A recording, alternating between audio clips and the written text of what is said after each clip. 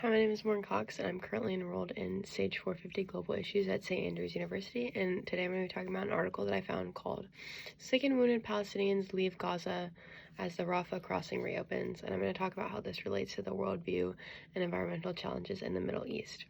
37 sick and wounded Palestinians left Gaza to receive medical treatment in Egypt after the Rafah border crossing reopened for the first time in 8 months. The crossing had been closed due to the Israeli control, but reopened as a part of a ceasefire deal between the Hamas and Israel.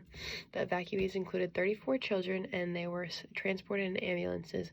Many of them were suffering from severe injuries or chronic diseases that were worsened by all the ongoing conflict. The World Health Organization estimates that 14,000 people need medical treatment that they can't access in Gaza due to the blockade and the war. The Rafah crossing is vital for medical evacuations, and the European Union has deployed a monitoring mission to help with this process. Thousands of Palestinians, especially children, have been suffering from the fallout between the Israel-Hamas conflict, which has caused over 47,000 Palestinian deaths. The article also touches on the significant worldview issues in the Middle East, particularly the ongoing humanitarian crisis that results from the political and military conflict that's currently going on.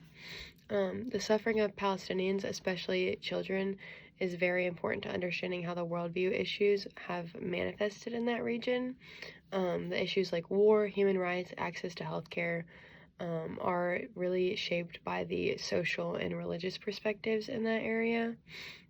The article also talks about the environmental impact that has become from the prolonged conflict, the destruction of infrastructure in Gaza, which has now caused a strain on medical facilities and just accessing basic resources like clean water and healthcare.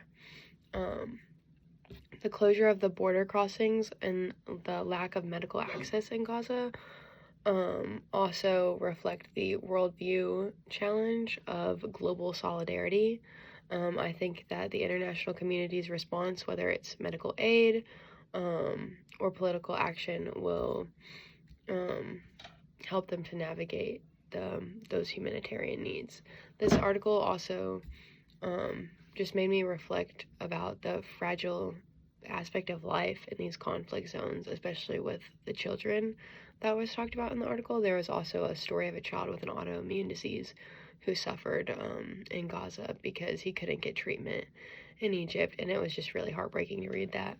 I think that as we continue to follow the developments, that it's very important to advocate for stronger international cooperation to address these humanitarian needs. Thank you for watching.